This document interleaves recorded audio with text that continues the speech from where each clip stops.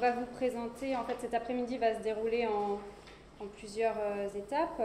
Tout d'abord, Gaëlle Bouchon de la DRAF Pays de la Loire va nous dire quelques mots, puisqu'en fait ce projet était un projet soutenu par le ministère de l'Agriculture à travers le Programme national pour l'alimentation. Et puis ensuite avec François Collard-Dutilleul, qui est directeur du programme LASCO pour lequel je travaille, moi, Sarah Turgot, nous allons vous présenter quelle a été la démarche de ce projet, et puis les deux principaux livrables de ce projet, qui sont donc un recueil en version papier et numérique que nous ne manquons pas de vous envoyer en version numérique dès demain. Et puis le deuxième livrable qui est un site internet, donc l'Observatoire de la restauration collective locale et durable. Donc on vous présentera ces deux productions. Et puis dans une deuxième partie de l'après-midi, nous aurons deux intervenants. Jackie Bonnet, qui est élu à la ville de la Couronne près d'Angoulême, qui vous présentera la démarche qui est menée par la ville d'Angoulême depuis plusieurs années autour de la restauration collective durable. Et puis Didier Bertoli, qui lui est chargé des questions agricoles à l'agglomération de Tulle. Donc ça pourra aussi être intéressant d'avoir son point de vue en tant que chargé d'agriculture. On ne voit pas forcément tout de suite le lien avec la restauration collective, et pourtant il y en a un, qui présentera également la démarche de l'agglomération de Tulle pour la mise en place d'une plateforme de formation agricole. Mais bon, il vous présentera ça tout à l'heure. Donc voilà un petit peu comment se déroulera cet après-midi, sachant qu'on laisse aussi la place à des échanges.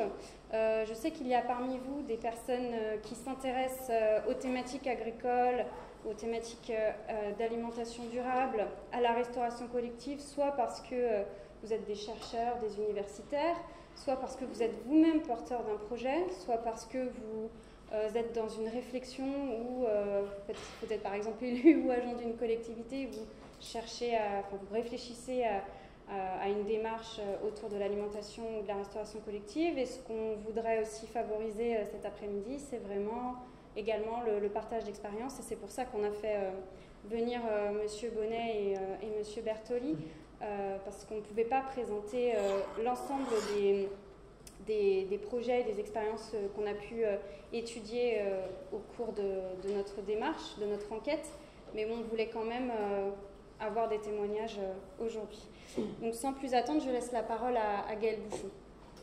Oui, bonjour à tous. Donc Gaëlle Bouchon, je travaille à la direction régionale agriculture, alimentation, forêt des Pays de la Loire, et plus précisément au pôle alimentation du service régional de l'alimentation, qui est en charge de la déclinaison au niveau régional du programme national pour l'alimentation. C'est dans ce cadre donc qu'on a procédé, on va dire, à l'application de l'appel à projet 2014-2015 du programme national pour l'alimentation, donc PNA, et qu'on a proposé au comité national ce projet porté par le programme LASCO, qu'il a bien fallu relire deux fois quand même avant d'en imaginer les tenants et les aboutissants.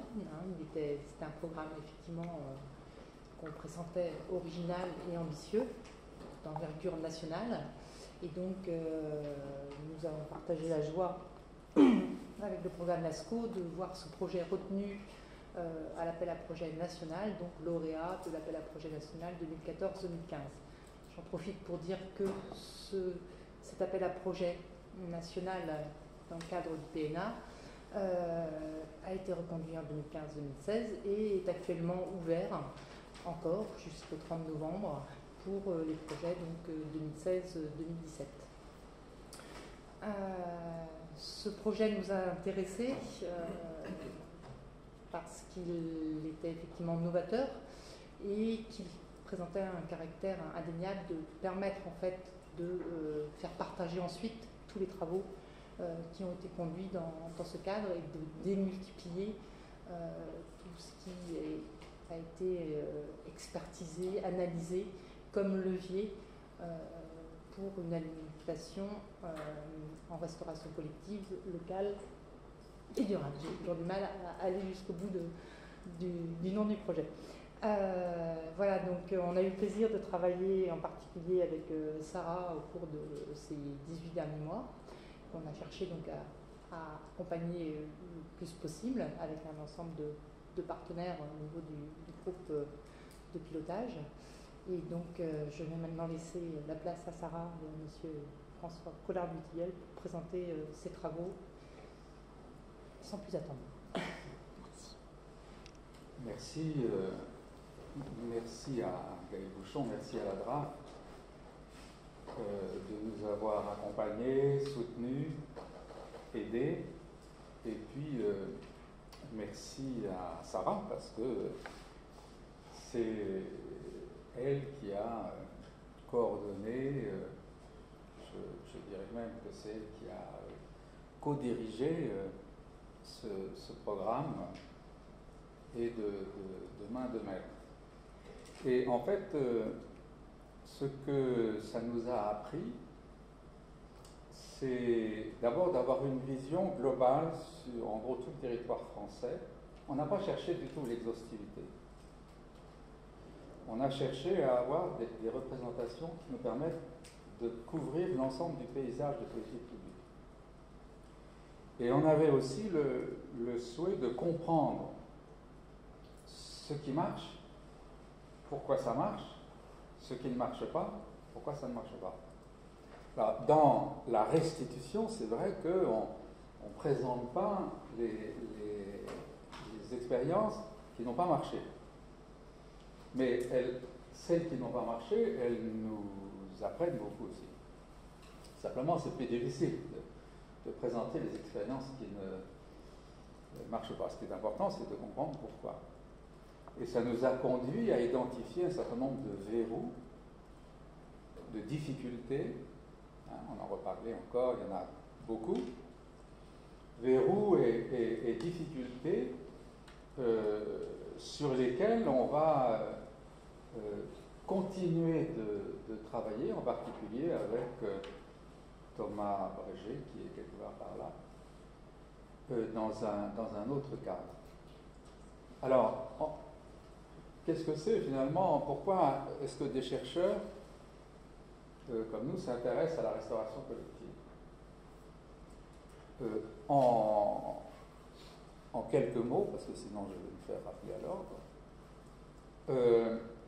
en quelques mots, il nous semble que l'un des grands thèmes pour demain, c'est trouver un équilibre entre nature, agriculture et nourriture.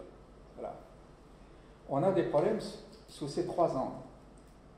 Nature parce que le climat explose, parce que la surexploitation des ressources naturelles, parce que la dégradation des sols, parce que. Agriculture parce que on nous dit il faut produire de plus en plus parce qu'on est de plus en plus nombreux, en même temps il faut faire de l'agroécologie, en même temps il faut mettre moins de pesticides, en même temps il faut produire plus, et alors il faut faire bio tout en produisant. Enfin, les messages sont plutôt contradictoires au regard de l'agriculture. C'est difficile de discerner un cap, sauf à considérer que le cap, c'est la diversité des agricultures. Mais la diversité des agricultures pose le problème de leur coexistence. C'est pas facile de mettre un producteur bio à côté d'un champ où on utilise sous le vent des pesticides. Pas facile. Et puis du côté de la nourriture, parce que quand on regarde les chiffres de la FAO, nous sommes actuellement 7 milliards, grosso modo. Sur 7 milliards, la FAO dénombre 4 milliards 300 millions de personnes malades de l'alimentation. Entre la sous-nutrition, la malnutrition, l'excès de poids, l'obésité, et n'entre pas dans ces chiffres les allergies, le diabète, les accidents vasculaires, pas toutes ces maladies-là, seulement les grosses masses, si je puis dire, insuffisance ou excès. Voilà. 4 milliards 3 sur 7. Ce sont les chiffres de la FAO. C'est quand même assez inquiétant, en quelque sorte.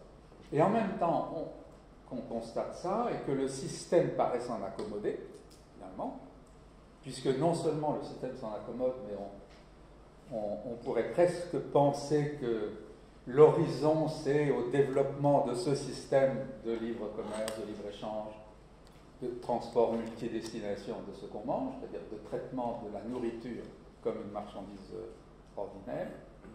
En même temps qu'on constate ça au plan, disons, macroéconomique ou politique, en même temps, on voit autour de nous, dans les quartiers, dans les communes,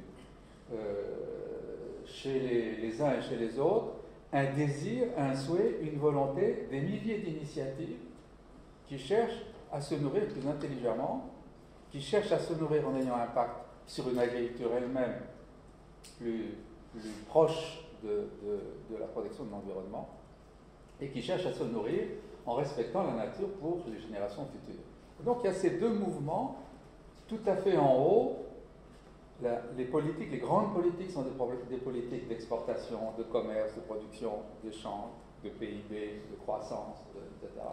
Et tout en bas, des micro-politiques ou des micro-choix associatifs ou des collectivités qui cherchent à faire autrement.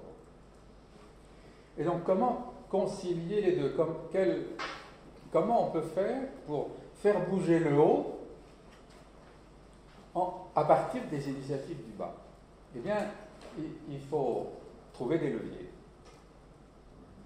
Et l'un de ces leviers, c'est la restauration collective. Parce que la restauration collective, chez nous, c'est quoi, 3 ou 4 milliards de repas par an, comme ça, hein, pour 24 sûrement. C'est-à-dire, ça représente un budget en termes de production, quelque chose de suffisamment significatif pour permettre de faire masse. D'où cette idée qu'il faut qu'on trouve absolument le moyen d'étendre le plus possible les pratiques, les initiatives de la restauration collective avec l'objectif, une fois qu'on a réussi ça, alors peut-être dans 25 ans, mais en tout cas une fois que ça on aura réussi, j'espère que ce ne sera pas trop tard, de passer à l'échelle suivante qui est de passer de la restauration collective à la restauration familiale, à la restauration citoyenne, pour que tous les effets bénéfiques, toutes les initiatives bénéfiques de la restauration collective puissent se retrouver à l'échelle des individus et qu'on passe d'un système de consommateurs-mangeurs, comme nous disons, à un système de consommateurs-citoyens. Donc pour nous, chercheurs, la restauration collective, c'est un levier qui permet d'établir un lien entre des macropolitiques qui nous éloignent de perspectives nature, agriculture, nourriture, un levier qui sert de lien avec des pratiques, des initiatives qui sont à peu près toutes pensées dans une symbiose nature, agriculture, nourriture. Et c'est la raison pour laquelle on s'est intéressé à qu'est-ce qui marche pas, et pourquoi ça marche ou pourquoi ça ne marche pas. Même si ce n'est pas tout blanc, tout noir. Il y a des choses qui marchent mais qui peuvent échouer après, il y a des choses qui avancent lentement, il y a des projets qui avancent vite, il y a des projets plus faciles que d'autres, plus ambitieux que d'autres. Donc la typologie et l'observatoire qui en résulteront, la typologie et l'observatoire, ils vont donner ils couvrent le champ idéal, le champ des idées qui gouvernent ce rapport nature, agriculture, nourriture à l'échelle des collectivités territoriales. Donc, disons au bas, au plus près du terrain. Et nous avons, nous, en dehors de ça, aussi un regard particulier sur ce qui se fait à l'étranger.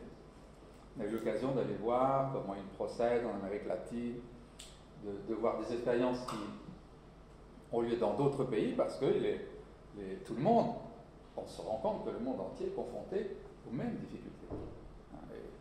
Et aux mêmes difficultés, alors qu'à l'échelle internationale, il n'y a pas de gouvernance internationale. Tout le monde signe la COP 21, mais personne ne sera là pour dire si quelqu'un la respecte, grosso modo. Alors qu'à l'échelle d'une collectivité, si ça ne marche pas, ça se voit, ça se sait, ça se dit, et ça se sanctionne. Et donc là, il y a un vrai terrain hétéro pour réussir, alors un peu à modéliser, pas modéliser en ce sens, il ne s'agit pas de dire eux ils font bien, eux ils font mal. C'est-à-dire si on veut avoir une politique effective, efficace, à l'échelle d'une commune, à l'échelle d'une région, d'un département, ou à l'échelle d'un territoire qui n'est pas administrativement organisé, parce que c'est peut-être, il nous semble, en tout cas, il me semble, que c'est ce qu'il faut viser. En fait, il faut viser à sortir des limites de sa collectivité. Voilà. Ce qui marche vraiment, complètement, c'est quand on sort des limites de sa collectivité. Et comment on fait pour sortir des limites de sa collectivité? Alors, il y a des moyens, on a beaucoup appris sur tout ça, mais on voudrait donc aujourd'hui vous dire ce qu'on a appris, et puis vous présenter avec des diapositives un peu un résumé de ce que vous pourrez trouver plus complètement, comme Sarah l'indiquait, et comme elle va de nouveau le dire, en déclinant au fond le travail depuis le début jusqu'à aujourd'hui. Donc, pourquoi avoir travaillé sur la restauration collective? C'est vrai que l'une des questions au départ de ce travail, c'était de savoir quelles pouvaient être les marges de manœuvre des collectivités territoriales, donc des communes, des intercommunalités, des départements, des régions, pour mettre en œuvre sur leur territoire et au-delà des limites de leur territoire, des politiques agricoles et des politiques alimentaires qui soient finalement reconnectées.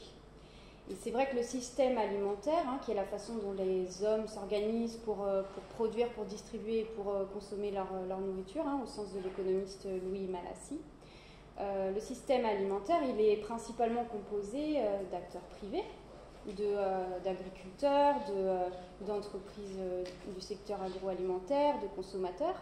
Et puis il est principalement aussi régi par des règles de droit privé, le droit de la concurrence, le droit du commerce, le droit de l'alimentation. Et donc quelle est la place des collectivités territoriales dans ce système? Comment est-ce qu'elles peuvent agir sur ce système? Et la restauration collective nous est apparue comme une porte d'entrée possible et qui avait d'ailleurs été déjà utilisée depuis de nombreuses années par plusieurs collectivités, on pense notamment à la ville de Lorient, pour développer sur un territoire des politiques assez transversales, des politiques qui touchaient aussi bien aux questions agricoles qu'aux questions d'éducation, à l'approvisionnement, à la lutte contre le gaspillage alimentaire. Alors pourquoi établir une typologie de ces politiques? Eh bien parce que vous n'êtes pas sans savoir que derrière la restauration collective, on a finalement des réalités très complexes et très différentes. On a une très grande hétérogénéité de la restauration collective, ne serait-ce que parce qu'en fait, elle est divisée en plusieurs secteurs qu'on connaît, secteur scolaire, secteur hospitalier, pénitentiaire, universitaire, qui ont tous des modalités d'organisation et de fonctionnement différents, mais qui s'adressent aussi à des publics très différents, avec des besoins différents. Donc on ne va pas du tout avoir les mêmes besoins que l'on soit un élève de l'école primaire ou un patient en service oncologie d'un CHU.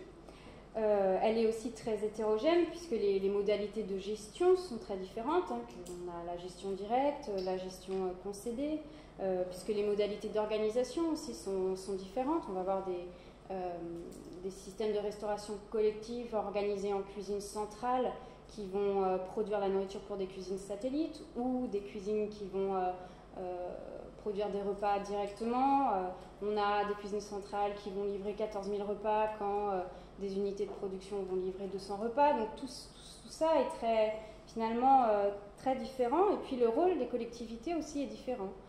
Puisque quand on est une commune, évidemment, on ne va pas du tout agir de la même manière que quand on est un département, puisque quand on est une commune en gestion directe, finalement, on a directement la main sur ses achats de denrées, alors qu'un département, eh bien, il doit partager cette responsabilité avec les établissements, et donc son approche pour favoriser la restauration collective locale et durable, elle ne va pas du tout être la même, puisqu'il ne va pas pouvoir agir directement sur les achats, mais peut-être organiser des formations, des séminaires, favoriser les achats locaux à travers la mise en place de plateformes de commande en ligne, par exemple. Donc notre idée de départ, c'était essayer de mettre un peu de cohérence, essayer d'y voir plus clair dans ce monde très hétérogène. Et puis la deuxième raison, c'était aussi qu'on voulait élargir la problématique qui, dans les récents projets de loi sur le réancrage territorial de l'alimentation ou dans les déclarations politiques, reste assez centrée sur la question de la commande publique. On veut favoriser les achats de produits locaux et durables en restauration collective, en considérant que ça peut être un levier au développement, à la structuration finalement des filières agricoles sur un territoire. Et c'est vrai que c'est des objectifs qui restent très centraux quand on s'intéresse à la question de la restauration collective, la question des achats et des approvisionnements, et donc le levier de la commande publique vient en premier. Et c'est un levier effectivement très important qui a constitué une part importante de notre enquête, mais qui n'était pas le seul, puisque nous, ce qu'on a voulu faire aussi, c'était montrer comment des politiques publiques qui, a priori, ne sont pas associées à la restauration collective, peuvent impacter une politique de restauration collective, une politique alimentaire, de manière directe ou indirecte. J'en parlerai tout à l'heure, mais la politique foncière, par exemple, déjà, elle n'est pas mise en place par les services de restauration collective dans une collectivité. Et puis, toutes les collectivités n'ont pas forcément les mêmes leviers en main sur la politique foncière. Mais c'est vrai qu'elle peut impacter de manière indirecte la restauration collective, puisque quand on réserve des terres à l'agriculture, eh bien, on préserve la possibilité de favoriser l'installation d'agriculteurs locaux qui eux-mêmes vont pouvoir vendre une partie de leur production en restauration collective, et donc indirectement on agit sur la restauration collective. Donc je vais assez rapidement et en essayant d'être le moins ennuyeuse possible vous présenter quelles ont été les différentes étapes de ce projet. Tout d'abord, il faut savoir que donc on a été soutenu, suivi, accompagné par un comité de pilotage qui comportait des acteurs différents, qu'on a eu plusieurs réunions au cours de ces 18 mois. Donc dans le sein de ce comité de pilotage, il y avait à la fois des collectivités, des chercheurs, des associations de la restauration collective ou des associations d'insertion, des représentants d'agriculteurs, que ce soit la Chambre d'agriculture des Pays de la Loire ou le GAP 44, et des acteurs aussi économiques. Alors on a fait ces réunions, le comité de pilotage nous a accompagnés dans les différentes étapes de notre projet, et puis on a eu aussi des échanges interpersonnels avec certains membres du comité de pilotage, et puis avec des acteurs extérieurs qui nous ont beaucoup apporté, qui nous ont beaucoup appris sur le fonctionnement de la restauration collective, qui, c'est vrai, au départ n'était pas forcément un sujet de prédilection du programme LASCO, et qu'on a été donc amené à connaître à travers ce projet de recherche. Et c'est vrai que l'apport des différents acteurs de ce secteur, que ce soit dans le secteur agricole ou plus directement les professionnels de la restauration collective, je pense à M. Le Guével, à M. Patrick Oufertelli, nous ont beaucoup apporté de par leur expertise. Donc on tenait à les remercier. Merci. Ouais. Je permets juste pour compléter, quand on regarde, nous, les choses du point de vue du droit, ça a été notre première approche par le droit. En droit, tout est fait pour que ça ne marche pas. Le droit additionne tout ce qu'il faut pour qu'on ne puisse pas faire un système de restauration collective. Pourquoi ? Parce que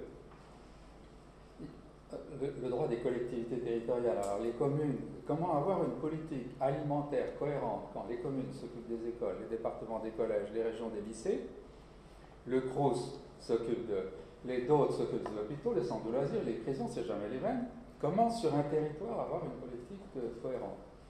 Et peut-être que finalement le meilleur territoire, le plus rationnel pour les cantines, ce serait l'intercommunalité, c'est la seule qui n'a pas de compétences.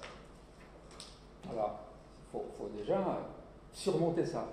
Après, quand on voit le droit des marchés publics, tout est fait pour qu'on ne puisse pas. C'est interdit de faire des offres en fonction de l'origine.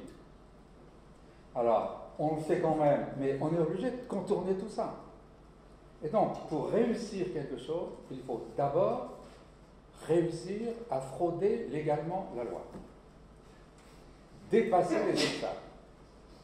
Et parce qu'on va dire en plus, mais si on organise des producteurs locaux pour les mettre ensemble pour pouvoir approvisionner en quantité la cantine, alors c'est une entente, c'est interdit par le droit de la concurrence. Rien en droit n'est fait pour ça. C'est pour ça que nous, ça nous intéressait, justement de voir des expériences qui marchent, pour comprendre comment tout le monde contourne les règles que nous connaissons, et puis aussi pour voir comment on ne pourrait pas plus simplement dire aux législateurs à un moment ou à un autre, bon, allez, hein, pour ce qui concerne la nature, l'agriculture et la nourriture, on va faire une bulle juridique dans laquelle on va mettre ce dont on a besoin pour protéger la nature, pour produire et pour pouvoir manger correctement, en commençant par la restauration collective. Donc c'est cette hétérogénéité-là qui nous a un peu motivés, en tout cas, pour prendre le problème par le premier obstacle, qui est le droit dont nous sommes, non pas les gardiens, mais les professeurs de solfège, en quelque sorte. Parce que c'est vrai que si, je ne sais pas si dans la salle, certains d'entre vous ne connaissent pas le programme LASCO, mais le programme LASCO, c'est un programme de recherche qui est essentiellement composé de juristes. Donc c'est vrai qu'on a tendance à regarder les problèmes du point de vue du juriste et avant tout, et aussi du point de vue du politologue un petit peu pour ce projet en particulier. Et les obstacles, la question des obstacles et des leviers juridiques a été quand même assez centrale dans notre travail, et ça a été une étape à part entière sur laquelle je reviendrai un peu rapidement, mais tu pourras compléter, François. Donc en quelques mots, quelle a été la démarche quelle a été notre démarche? On peut la diviser grosso modo en 4 phases pour aboutir finalement à la typologie des politiques publiques et aux 2 livrables que je vous présenterai tout à l'heure, donc le recueil en version papier et puis le site internet. Donc tout d'abord, on a élaboré un questionnaire. On a élaboré un questionnaire en ligne pour pouvoir en fait débusquer des expériences de restauration collective. Et on a diffusé ce questionnaire via différents réseaux, et en particulier via les membres de notre comité de pilotage. Et l'objectif principal, c'était donc d'identifier des expériences et de voir comment des collectivités font, dans un contexte économique et réglementaire que l'on sait contraint, François vient de le dire, pour mettre en place des actions, pour agir en faveur de la restauration collective locale et durable. Donc il n'était pas question pour nous d'être exhaustif, il n'était pas non plus question d'élaborer des statistiques sur notamment les approvisionnements. Ça, il y a d'autres outils qui existent, qui sont mis en place notamment en région, par la DRAF. Ni de distribuer des bons points. Ni de distribuer des bons points, tout à fait. C'était un questionnaire principalement qualitatif et dont l'objectif c'était vraiment de pouvoir constituer la typologie. Il y avait 2 cibles principales à ce questionnaire. C'était d'une part les élus et les agents des collectivités, et puis d'autre part les professionnels de la restauration collective, donc les responsables de restauration et les chefs de cuisine. La diversité des points de vue, c'était pour nous quelque chose d'important, parce que l'innovation, elle peut venir des élus, mais elle peut aussi venir des agents et elle peut aussi venir des établissements pour ensuite monter, monter jusqu'à la politique de la collectivité. Et donc, les questions, elles portaient principalement sur... il a fallu identifier les différents types de collectivités, forcément, les différents types de gestion directe, gestion concédée, parce qu'on ne va ensuite pas avoir les mêmes contraintes. Et puis, la politique de restauration collective en tant que telle, quelles étaient les sources d'inspiration de cette politique? Est-ce qu'elles étaient nationales? Est-ce qu'elles venaient des élus? Est-ce qu'elles venaient des convives? La question des approvisionnements, est-ce que... il y avait des approvisionnements en produits locaux, sachant qu'on avait donné une définition du local on avait donné la possibilité de donner plusieurs définitions du local, du canton jusqu'à la région, et que finalement on se rend compte qu'aucune de ces définitions n'est véritablement satisfaisante, puisque est-ce qu'on peut parler de local quand on a des filières si différentes en fonction des produits, voilà, en fonction de la viande qui va demander peut-être voilà, une logistique toute différente des produits maraîchers. Donc est-ce qu'on peut parler, le local peut être le même pour tous quand on sait que la région des Pays de la Loire, par exemple, possède beaucoup d'agriculture, alors que par exemple dans les Alpes-Maritimes ou en Provence-Alpes-Côte d'Azur, il y a beaucoup moins d'agriculture ou qu'elle est très différente. Donc voilà, quelle est véritablement la question du local? Pour nous, on a préféré finalement parler de territoire d'approvisionnement plutôt que de vouloir se cantonner à définir le local, qui peut parfois être compliqué à définir, même si on en a besoin après pour établir des indicateurs, mais c'est vrai que c'était une question qui n'est à ce jour pas tranchée. Oui, en complément, il y a deux façons d'aborder le local, l'action du local. Il y a la façon dont, par exemple, Brive, qui à un moment donné a dit nous on voudrait s'approvisionner dans un rayon de tant de kilomètres. Le local, c'est tant de kilomètres à partir de ce qui a du sens ou pas de sens, enfin c'est une manière objective d'aborder le problème. Nous, on pense que cette manière d'aborder le local est vouée à l'échec. Il vaut mieux raisonner, parce que ça conduit à raisonner de la fourche à la fourchette, c'est-à-dire quel est le local et à partir de quel espace on va approvisionner la cantine. La fourche, et puis on va vers la fourchette. Et je pense qu'il vaut mieux aller de la fourchette à la fourche pour définir le local. C'est-à-dire, ma politique alimentaire de restauration collective, en termes de produits agricoles, qu'est-ce que je souhaite trouver dans la cantine, dans un espace, l'espace qui me permet de m'approvisionner. Évidemment, si j'ai 500 convives ou 5000 convives, ce n'est pas la même chose. Si je veux que tous les légumes, par exemple, aient un approvisionnement, soit un approvisionnement maîtrisé, eh bien, de combien j'ai besoin de carottes, de pommes de terre pour faire tourner la cantine? Pour avoir ces légumes, quel est le territoire sur lequel je dois travailler? De telle sorte que, pour nous, quand on raisonne de la fourchette à la fourche, la question du local ne se pose pas, ce n'est pas du tout un problème. Quand on raisonne de la fourchette à la fourche, ce qui compte, c'est de quel territoire d'approvisionnement j'ai besoin pour mener la politique alimentaire que j'ai décidé de mener. Alors, c'est pas pareil si on décide, par exemple, d'avoir une politique volontariste pour les légumes, pour les fruits, pour la viande, pour les produits laitiers, pour ce qu'on veut, la charcuterie ou ce qu'on peut avoir en fonction de... C'est pas du tout pareil, selon qu'on est dans une région de production de maraîchage, dans une région d'élevage, dans une région de... Mais donc, en raisonnant par rapport à un territoire d'approvisionnement, alors ça complique un peu les choses, parce que le territoire d'approvisionnement ne va pas coïncider avec le territoire d'une collectivité. Ça va être plus grand qu'une commune, plus petit qu'un département, ou plus grand qu'un département, plus petit qu'une région, plus gros de région. Voilà.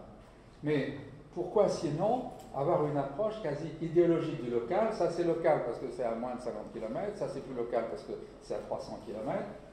Quel est le sens de ça, si ça ne conduit qu'à en fait des impasses, alors qu'on peut régler le problème par l'approche inverse. Mais ça oblige non pas à définir le local, mais à définir un système de gouvernance, parce qu'on va devoir d'abord définir un territoire d'approvisionnement qui ne va pas coïncider avec les limites territoriales d'une collectivité. On avait aussi introduit la notion de qualité dans notre questionnaire. On demandait aux personnes interrogées comment est-ce qu'elles définissaient un produit de qualité, et on avait donné des critères objectifs sinon vérifiables, c'est-à-dire les produits sous signe de qualité, les produits biologiques, les produits de saison. Et on avait aussi donné, parmi les réponses possibles, les produits de marque. Et c'est vrai qu'on a constaté que, en fait, très rarement, les personnes interrogées avaient donné les produits de marque comme étant des produits de qualité. Donc, sachant qu'on n'avait pas détaillé quelles pouvaient être ces marques. Donc la politique de restauration collective, elle inclut aussi la question des outils qui avaient pu être mis en place, des équipements, des légumeries, des ateliers de transformation, ou que les collectivités utilisaient. Parce qu'il y a aussi cette notion-là, c'est-à-dire est-ce que je vais contribuer au financement d'un outil, d'une plateforme, d'une légumerie, ou est-ce que je vais moi-même l'utiliser? C'est deux approches différentes. Des difficultés aussi qui étaient rencontrées par les acteurs de la restauration collective. Et puis on avait posé des questions sur les politiques qui concourent indirectement à la politique de restauration collective, à savoir la politique foncière, la politique agricole, la politique d'éducation, de ressources humaines, etc. Et enfin des questions sur la gouvernance. Est-ce que les usagers étaient associés à la démarche de restauration collective? Est-ce que il y avait des liens entre les différents services d'une collectivité? Est-ce qu'il y avait un comité de pilotage qui avait été mis en place ou bien une charte qui incluait des acteurs différents? Et donc, on a envoyé ce questionnaire par nos multiples réseaux et on a reçu 121 réponses complètes. Donc, vous avez ici la carte qui représente ces réponses, mais qui peut paraître un petit peu fouillis, mais on a voulu montrer voilà, toutes les collectivités et les établissements qui avaient répondu à notre questionnaire. Donc comme vous le voyez, c'est assez inégalement réparti sur le territoire français. C'est principalement, je pense, dû au biais des réseaux, parce que finalement, on va connaître beaucoup plus de monde dans l'ouest de la France, et puis je ne sais pas pourquoi, dans la région centre, il y a eu beaucoup de réponses, notamment de la part des départements. On a constaté plusieurs choses. Donc c'est déjà cette répartition géographique inégale. Et puis, parmi les réponses qu'on a reçues, on a reçu des réponses d'acteurs divers, mais quand même principalement de la part des responsables de restauration collective, qui se sont sentis forcément concernés par la question. Et puis, principalement aussi par des communes. En fait, c'est beaucoup de communes qui nous ont répondu, très peu de régions. Et quand même quelques départements, et c'est notamment dû, je pense, au fait que ces départements étaient aussi engagés dans la démarche agri-locale et que par l'effet de réseau, il y a eu beaucoup de réponses de la part des départements engagés dans la démarche agri-locale, que vous connaissez peut-être ici. Et on a observé aussi une très très grande hétérogénéité des réponses que nous avons reçues, à la fois en termes d'objectifs, même si la qualité de l'alimentation restait l'objectif principal. On avait posé des questions sur les objectifs et c'est vrai que pour certaines collectivités, il s'agissait, notamment quand on interrogeait des départements, c'était la structuration des filières agricoles qui ressortait, quand pour d'autres collectivités, c'était vraiment rendre le service public aux familles ou la santé qui ressortait en premier. On a aussi constaté une très grande hétérogénéité des actions qui étaient mises en place. Avec, par contre, c'est vrai, on avait posé une question sur le gaspillage, la lutte contre le gaspillage alimentaire, et c'est une des actions qui est le plus mise en œuvre par les établissements et les collectivités, notamment parce qu'en fait, c'est pas très très compliqué de mettre ça en œuvre et qu'on voit assez rapidement les effets que ça peut avoir. Et puis il y a eu aussi, je pense, pas mal d'incitations pour la lutte contre le gaspillage alimentaire qui a fait que c'est une action qui est ressortie. On a constaté aussi des différences en termes d'approche, parce qu'on avait par exemple des petites communes qui cherchaient à faire du gré à gré avec les agriculteurs locaux, dans une démarche un petit peu peut-être, on pourrait qualifier, même si ce n'est pas péjoratif, d'artisanale. Et puis des plus grosses communes ou des départements qui étaient plutôt dans une démarche de massification et qui allait plutôt travailler avec les acteurs dits plus classiques de la restauration collective, donc les grossistes, enfin de l'alimentation même, les grossistes, les distributeurs, les marchés d'intérêt nationaux avec des filières dites longues de proximité. Des démarches aussi beaucoup plus centrées sur l'approvisionnement en produits biologiques et puis aussi sur des aspects plus environnementaux. L'objectif principal, c'est de se dire comment la restauration collective elle peut être un levier pour finalement préserver nos ressources naturelles et en particulier la ressource en eau. On a des collectivités qui, à l'instar de la ville de Rennes, se sont posées ce type de questions. Donc voilà, des approches très différentes, puis aussi des avancées très différentes. On a des collectivités qui mettent en œuvre des actions depuis très longtemps, qui ont des démarches très avancées, très acceptées dans la population, qui ont déjà répondu à pléthore de questionnaires et dont on entend très souvent parler des démarches. Et puis des collectivités qui, on le voyait à travers leurs réponses, étaient plutôt au début de leur réflexion, souhaitaient mettre en œuvre des actions, mais n'avaient pas encore passé le cap. On était vraiment au stade de la réflexion. Alors on s'est rendu compte que le questionnaire, tel qu'on l'avait conçu à l'époque, il ne permettait pas d'embrasser l'ensemble des critères souhaités, et que c'était notamment dû au fait qu'on avait interrogé des publics différents, des acteurs différents, qui avaient des points de vue complémentaires, mais différents en fonction des sujets. Et quand vous avez la réponse d'un responsable de restauration collective, il ne va pas du tout avoir le même point de vue qu'un élu. Et puis en plus, on avait posé des questions un peu différentes aussi à ces deux types d'acteurs, parce qu'on savait qu'ils n'auraient pas le même niveau de connaissances ou de réponses. Et ça a conduit quand même à avoir des réponses partielles. Et donc pour pouvoir établir notre typologie, on a quand même on a pallié ce problème en menant des entretiens complémentaires par téléphone auprès de plusieurs porteurs de projets pour approfondir certaines expériences et puis pour enrichir aussi notre analyse. Et on a aussi décidé, compte tenu de la grande hétérogénéité des réponses reçues, d'articuler notre typologie non pas autour des expériences elles-mêmes, comme on comptait le faire au départ, mais autour de domaines d'action. Ça permettait aussi de ne pas culpabiliser les collectivités qui n'avaient pas mis en place énormément d'actions ou n'avaient pas forcément 100% de produits bio et locaux dans la cantine, de pouvoir quand même participer, montrer qu'elle faisait aussi, qu'elle mettait en place des choses. L'idée, c'était de pouvoir montrer qu'il existait une diversité de politiques et d'actions sur le territoire. Donc, comme... tu veux ajouter quelque chose là ?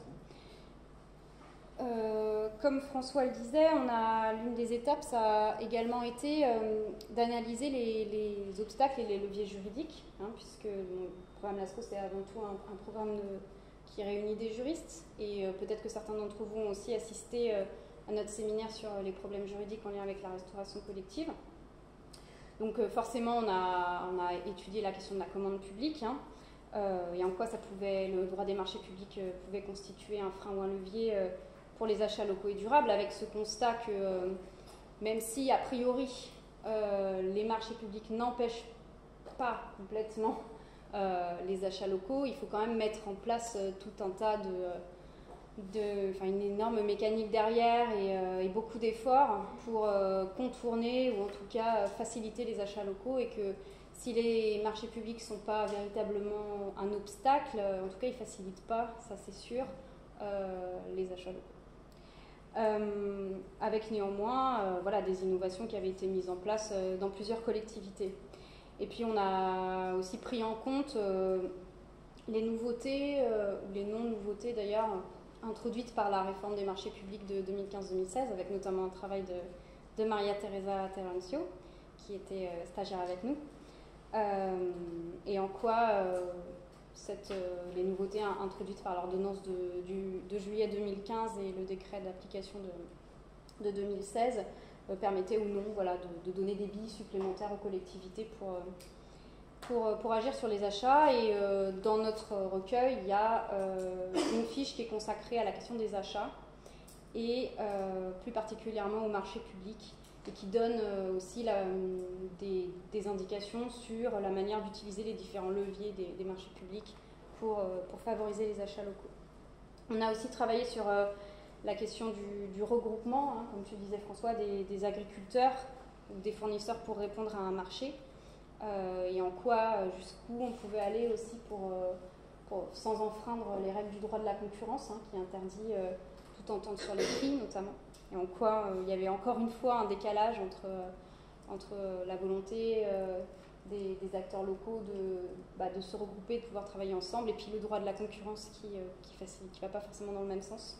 Sur ce point, on est encore dans l'expectative. Là, il va y avoir quelque chose de très important, c'est une décision de la Cour de justice de l'Union européenne, c'est une compétence européenne pour la concurrence, décision de la Cour de justice de l'Union européenne qui va bientôt arriver sur une affaire qui regroupe les producteurs d'endives. Donc, les producteurs d'endives, pour organiser leur marché, ils sont réunis, ils se sont mis d'accord pour que ce ne soit pas désordonné, quoi. Et ils ont été attaqués pour entente. Ils ont été condamnés par le Conseil de la concurrence en France. Ils ont été sauvés, si je puis dire, par la Cour d'appel. Et l'affaire le Conseil de la concurrence a fait un pourvoi en cassation. Donc l'affaire est allée devant la Cour de cassation. Et la Cour de cassation a dit, moi, on ne peut pas répondre, il faut que l'Europe dise ce qu'elle veut. Et soit on laisse, soit les agriculteurs sont soumis à la même concurrence que n'importe qui, soit on fait un régime un peu spécial pour les agriculteurs. Et donc, la Cour de cassation rendra sa décision quand elle aura reçu l'avis de la Cour de justice. Donc on attend l'avis de la Cour de justice, dont dépend la marge de manœuvre dont on disposera localement pour organiser entre les producteurs et avoir un approvisionnement cohérent. Et c'est un enjeu lourd, là. Hein. Et là, c'est une vraie question de politique européenne, parce que, vous savez, en matière agricole, on n'a pas de souveraineté, là. Enfin, on n'a pas de souveraineté, on a une petite souveraineté. L'essentiel nous tombe de l'Europe. Et puis on a aussi étudié la question du millefeuille administratif et de l'enchevêtrement des compétences qui forcément ne facilite pas la mise en place de politiques transversales. Et à ce sujet, on a d'ailleurs élaboré un tableau des leviers d'action qui est présent dans le recueil, qui est composé de 3 colonnes et qui détermine en fonction de domaines d'action, donc les domaines d'action que je vais vous présenter tout de suite qui composent la typologie, des leviers d'action dont les collectivités peuvent se saisir, qu'elles soient des communes, qu'elles soient des départements ou des régions. Donc une manière d'essayer de clarifier un petit peu les différents leviers d'action que les collectivités peuvent utiliser pour agir de manière directe ou indirecte sur la restauration collective. Et puis donc la dernière phase, ça a été l'élaboration de la typologie, donc je le disais, en différents domaines d'action que vous voyez ici, qui concourent directement ou indirectement à la restauration collective. Et puis cette typologie, donc elle a été reprise dans le recueil et dans l'Observatoire de la restauration collective locale et durable. On ne s'est donc pas directement intéressé, complètement intéressé à la politique de restauration collective, mais aux politiques qui peuvent impacter la restauration collective. Donc celle qui l'impacte directement, on a notamment, on en a parlé, la politique d'achat, qu'on a principalement associée à la question des marchés publics. Et on voit que certaines collectivités vont allotir leur marché, inclure des critères dans leur marché, et qu'elles parviennent quand même la plupart du temps à favoriser les achats locaux et durables. La politique d'approvisionnement aussi impacte directement la restauration collective. Nous, on l'a distingué de la politique d'achat, parce qu'on l'a davantage associée aux questions de logistique, de distribution et de transformation des produits. Et là, on s'aperçoit qu'il y a des approches différentes entre les collectivités. Certaines qui vont participer au financement, par exemple, de plateformes de transformation ad hoc sur un territoire parce qu'elles s'aperçoivent que cet outil est manquant, ou d'autres qui vont s'appuyer sur des filières plus classiques, sur des opérateurs plus classiques tels que des transformateurs ou des grossistes qui sont déjà existants sur leur territoire. Et puis il y a des politiques qui impactent pas directement la restauration collective. Donc on l'a mentionné tout à l'heure, la politique foncière et la politique agricole, le fait de préserver des terres agricoles, a priori on ne voit pas en quoi ça va impacter la restauration collective. Et pourtant, c'est vrai que ça permet quand même, dans certains cas, d'installer des agriculteurs qui vont pouvoir par la suite fournir la restauration collective en produits locaux, et que si on n'a plus de terres agricoles sur un territoire, eh bien, on n'aura plus de produits locaux, ça c'est certain. Oui, par exemple, on aide à l'installation d'un jeune agriculteur avec lequel on contractualise pour qu'il ait des prix garantis sur une certaine durée, par des contrats, pour approvisionner la quantité, ce qui pose aussi des problèmes de concurrence. Mais c'est le type d'exemple qui part. Pour ça, il faut d'abord dégager de la terre, puis avoir un système d'aide à l'installation avec cette contractualisation pour le... Donc après, on a aussi les politiques environnementales et sociales, hein, qui sont finalement assez transversales, puisqu'on peut avoir des aspects sociaux ou environnementaux, inclure des aspects sociaux et environnementaux dans différentes politiques, hein, comme favoriser les achats durables ou limiter le gaspillage alimentaire contribue à la préservation de l'environnement, mais aussi travailler avec des organisations d'insertion professionnelle ou revaloriser le statut des personnels de restauration collective, ça contribue également à une politique sociale. Donc ça, pour le coup, c'est des politiques assez transversales. Et puis, on a voulu aussi mettre en exergue la question de la politique budgétaire, hein, le fait de considérer qu'un projet de restauration collective ne doit pas être compris uniquement par le prisme des achats et du fait que si on va introduire des produits de qualité en restauration, et on va exploser notre budget, mais considérer que ça peut être pris de manière plus globale et que si par exemple on agit sur le gaspillage alimentaire, eh bien on va réduire, on va libérer finalement libérer de l'argent disponible, du budget disponible pour augmenter les achats de qualité dans sa restauration. Ça a été le cas de, par exemple, Montsartou, tout à l'heure on évoquait Montsartou. Montsartou, avec la lutte contre le gaspillage alimentaire, ils sont passés à un repas 100% bio, actuellement 70% local, mais 100% bio, pour un prix inférieur au prix des communes avoisinantes qui sont en système ordinaire. Et simplement par la lutte contre le gaspillage.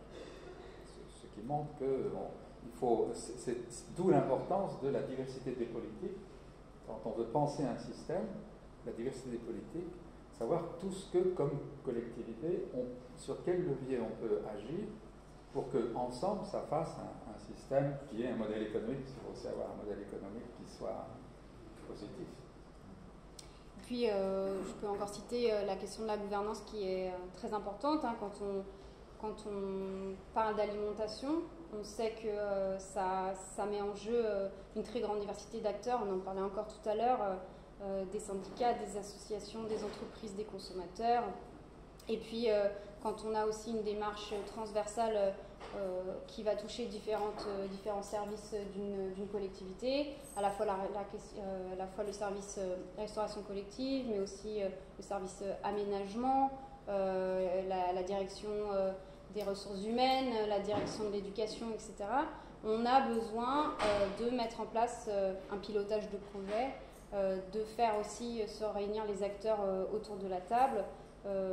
Et là, on s'aperçoit aussi que c'est vraiment des politiques de projet qui émergent, avec aussi, on voit l'émergence finalement de services qui n'avaient pas forcément l'habitude de travailler ensemble, qui vont travailler ensemble. Et donc vraiment avec l'idée que toute politique alimentaire touchant à la restauration collective, c'est un projet global et que c'est la combinaison des actions, des instruments, des politiques qui peut concourir à sa mise en œuvre. Avec aussi l'idée que ces politiques-là, elles ne sont pas complètement étanches, hein, évidemment, et qu'il existe forcément des liens entre chacune d'entre elles. On a mis ça en place de manière un peu à systématiser, à y voir plus clair, mais forcément, voilà, il y a toujours des exceptions, et puis il y a forcément des liens qui existent entre ces différentes politiques qui ne sont pas du tout étanches les unes et les autres. Alors, les principaux constats à l'issue de notre enquête, c'est le fait qu'il n'y a pas une seule porte d'entrée forcément pour mener un projet alimentaire local. Hein, on a constaté que dans certains cas, on pouvait agir sur un seul segment de politique publique ou dans d'autres cas sur plusieurs segments de politique publique et qu'il y a une cohérence qui prend forme, des expériences qui vont très très loin. On a cité le cas de Montsartou, mais il y a aussi le cas des Pyrénées-Atlantiques. Enfin, il y en a une multitude. On s'aperçoit que c'est des projets souvent de long terme, hein, forcément, construits étape par étape. Et puis aussi qu'il y a des actions qui vont être assez plus faciles ou plus rapides à mettre en œuvre, hein, comme quand on agit sur le gaspillage alimentaire, ou d'autres actions qui vont nécessiter plus de temps et plus de coordination aussi. On pense à la politique foncière, hein, c'est souvent des politiques de très longue haleine où il va falloir mettre en place des négociations avec les propriétaires terriens, des propriétaires privés, et que ça va nécessiter aussi de mobiliser beaucoup plus de temps, de moyens, d'actions, d'acteurs que l'action sur le gaspillage alimentaire. C'est le cas ici, par exemple, à Nantes, où il y a une politique de subvention de financement par la métropole du défrichage des terres. Donc c'est l'argent public qui sert au défrichage, en échange de quoi les propriétaires privés assignent leurs terres à l'agriculture. Voilà, c'est un exemple, bon, on pourrait en citer beaucoup d'autres. Et puis on s'aperçoit aussi que ces expériences, elles mettent en exergue le rôle que chacun des échelons administratifs, que ce soit les communes, les départements ou les régions, vont être amenés à jouer en fonction de leurs compétences, mais aussi, comme on l'évoquait tout à l'heure, la nécessité parfois de penser au-delà de ses compétences ou de son territoire, que ce n'est pas forcément évident, ou de trouver la bonne compétence, la bonne porte d'entrée pour mener une action. On en parlera tout à l'heure, comment une agglomération qui a priori n'a pas la compétence de la restauration collective va pouvoir mener une politique qui finalement va avoir un impact sur la restauration collective. On observe aussi qu'il y a des acteurs qui ne se rencontraient pas ou qui ne se rencontraient plus, comme les agriculteurs ou les agents de restauration collective par exemple, qui vont retisser des liens, qui vont se rencontrer dans des groupes de travail et qu'il est très important de pouvoir connaître les contraintes des uns et des autres et pouvoir s'adapter aux contraintes des uns et des autres. Bon, et puis c'est forcément évident, mais on observe aussi un rôle qui est très important, qui est joué par les associations, les représentants d'agriculteurs et puis les acteurs de l'agriculture biologique qui travaillent sur ces questions aussi depuis de nombreuses années et pour qui la restauration collective est un secteur à développer, et de la nécessité aussi dans ces projets-là de pouvoir associer ces acteurs souvent différents et associer aussi des intérêts qui ne sont pas forcément convergents. Et d'où la nécessité, encore une fois, de la gouvernance de ces projets. Ça dépend beaucoup des territoires. Par exemple, une collectivité peut demander aux agriculteurs de produire du lait qui est ensuite vendu à une PME qui transforme ça en yaourt. Mais on peut aussi faire en sorte que l'agriculteur produise du yaourt en seau et livre directement du yaourt en seau. Mais on peut poser un problème de concurrence ou de distorsion de concurrence avec le réseau des TPE et des PME agroalimentaires de la région. Donc il faut trouver l'équilibre. Évidemment, ce n'est pas la même chose. Chez nous, il y a je ne sais pas combien de milliers dans la région. Bouchon, il y a un certain nombre de milliers d'agriculteurs dans la région. À Montsartou, quand on parlait, il y en a 3. Voilà. Donc évidemment, ce n'est pas les mêmes types de problèmes. La très grande hétérogénéité des territoires, des situations de concurrence entre agriculture et industrie de transformation, petite industrie de transformation dans le paysage local. Donc ces constats et cette typologie, on les a introduits dans les 2 livrables de ce projet. Le premier, c'est le recueil donc, qui reprend le titre du projet, même s'il est long, on n'a pas trouvé mieux. On pensait que c'était celui qui était le plus exact pour décrire le travail qu'on avait mené. Donc, ça, c'est un défaut de chercheur. Ça, c'est sûr. Que ce soit précis, exact. Typologie des politiques publiques de restauration collective locale et durable. Voilà. C'est pas de la com. Et on a quand même ajouté des outils pour les collectivités territoriales pour que ça parle quand même un petit peu. C'est le côté marketing. C'est le côté marketing, voilà. On est très fort pour ça. Donc c'est un recueil qui va être en ligne dès demain sur notre site internet. Donc je vous enverrai le lien. Ouais, il sera sur notre site internet. Donc à la suite du séminaire, je vous enverrai à tous le lien vers ce recueil qui comporte une 60aine de pages quand même et qui est divisé en différentes fiches qui correspondent toutes à un domaine d'action. Et chacune de ces fiches comporte un texte d'analyse et des exemples, des focus sur telle ou telle collectivité, voilà, vraiment en fonction d'un domaine particulier. Et puis on a aussi dans ce recueil ce dont je vous parlais tout à l'heure, le fameux tableau des leviers d'action, qui est une sorte de synthèse en fait, qui reprend en fonction de tous les domaines d'action et des types de collectivités, des leviers d'action qui peuvent être utilisés par les collectivités. Et ce recueil, il explique aussi en introduction quelle a été notre démarche. Et bon, ces leviers d'action, ce n'est pas un guide pratique en disant faites d'abord ça, ça, ça. Mais c'est une manière, c'est une aide pour choisir par quelle porte on entre dans une politique de restauration collective. Est-ce que là où je suis, est-ce que je vais commencer par une question environnementale? Est-ce que je vais commencer par la nutrition? Est-ce que je vais commencer par du social, parce qu'il y a des enfants dont les parents n'ont pas les moyens, ou qui mangent de manière déséquilibrée, etc. Quelle est la porte d'entrée? Et cette porte d'entrée, elle est plus facile à trouver avec les leviers d'action, parce que là, on peut voir dans la liste des leviers d'action, oui, ça, je peux faire. Ça va être un peu difficile, ou en tout cas par brève échéance, etc. Donc, c'est plus une aide pour choisir une porte d'entrée. Ce n'est pas un guide pratique pour aller de A à Z sans risque d'échec. C'est plus pour trouver la porte d'entrée. Et c'est un recueil qui s'adresse aux élus, aux agents, responsables de restauration, mais aussi aux associations et aux citoyens. Tous ceux qui s'intéressent à la restauration collective pourront trouver des éléments, soit pour nourrir leur réflexion, soit pour nourrir leur projet, soit pour se rendre compte voilà, qu'il existe ici ou là telle ou telle action mise en œuvre. Sarah veut dire que c'est lisible, même parce que quand ça vient de chercheurs. Voilà, c'est lisible. On a essayé de rendre ça assez clair. Il n'y a pas de jargon. Peut-être un peu, mais aucun que vous ne connaissiez pas. Ouais. Alors maintenant, l'Observatoire de la restauration collective locale et durable, donc le deuxième livrable, qui est un site internet. Donc il n'est pas organisé exactement de la même manière que le recueil. Hein, c'est pas le même outil. Le recueil, c'est vraiment un outil d'information générale, statique, alors que l'Observatoire, il doit être dynamique, enfin il est dynamique et il doit permettre la collecte des données et le croisement des données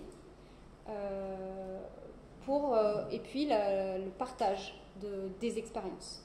Hein, donc pour l'instant il comporte les données extraites de notre questionnaire, mais il y a un deuxième formulaire qui sera... en fait cet observatoire il sera mis en ligne courant décembre. Et il y aura un formulaire en ligne qui va permettre de partager une expérience. Et donc, on s'est rendu compte, c'est vrai que la restauration collective, l'alimentation locale et durable, on a des expériences qui foisonnent. C'est très foisonnant, il y a énormément de choses qui se passent, mais il n'y a pas de lieu ou de site ou d'annuaire qui recense l'ensemble de ces expériences.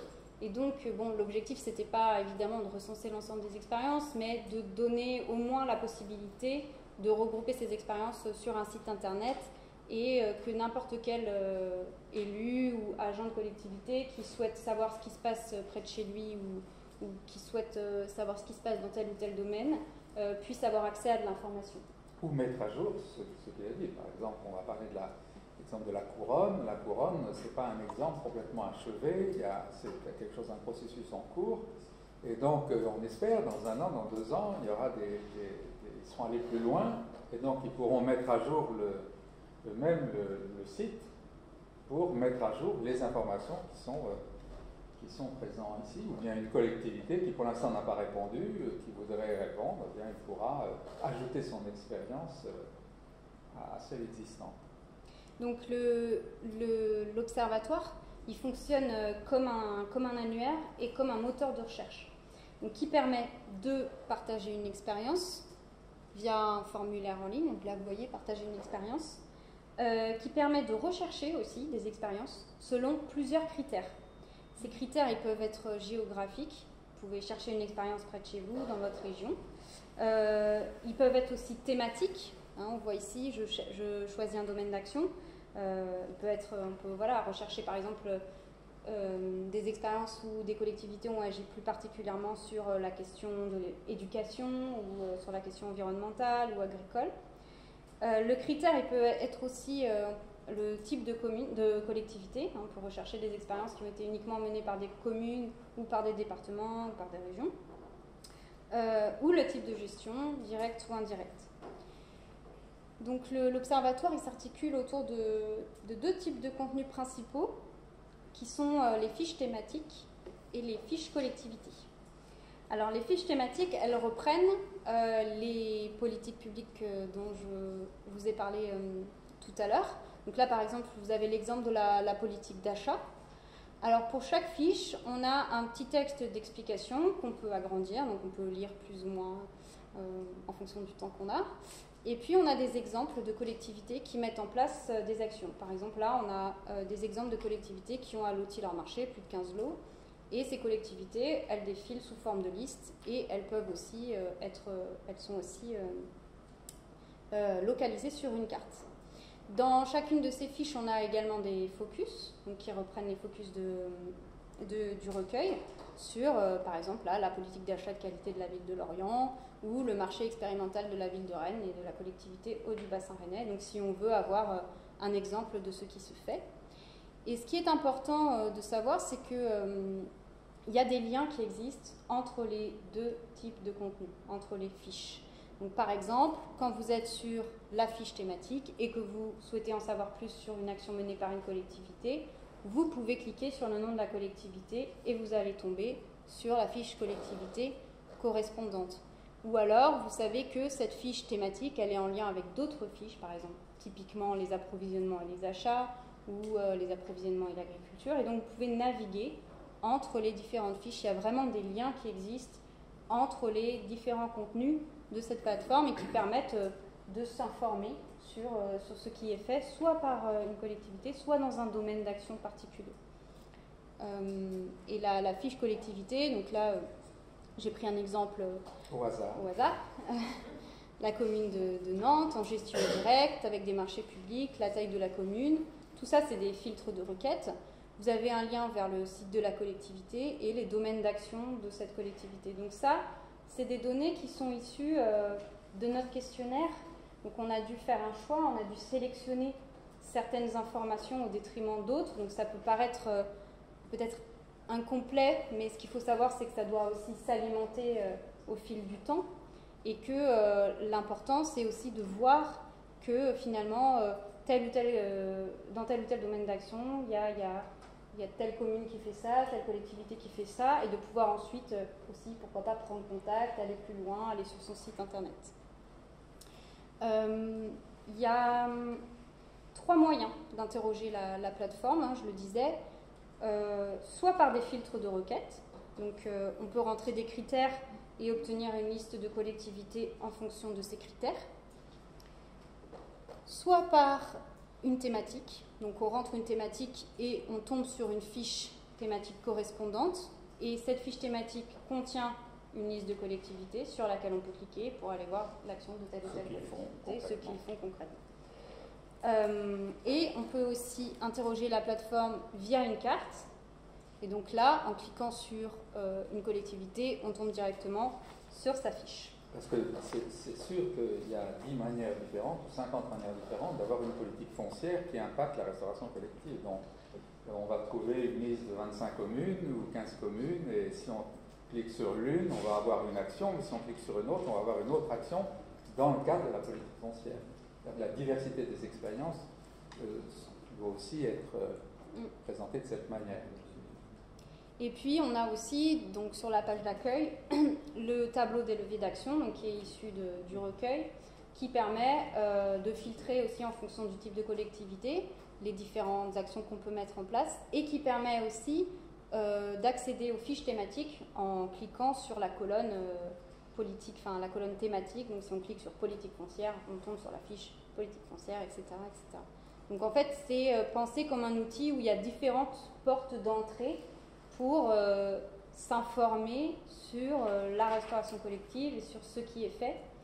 Et c'est vrai qu'aussi la question du formulaire en ligne, elle est importante et intéressante parce qu'elle permet ensuite, là c'est la version grand public, immergée de l'iceberg, mais derrière, le questionnaire, il permet aussi de récolter des informations et ensuite, éventuellement, de faire des croisements de données pour, par exemple, entre est-ce que tel type de collectivité va avoir plus tendance à mettre en place tel type d'action, etc. Donc on peut aussi derrière avoir des données qui peuvent être utiles pour la recherche notamment.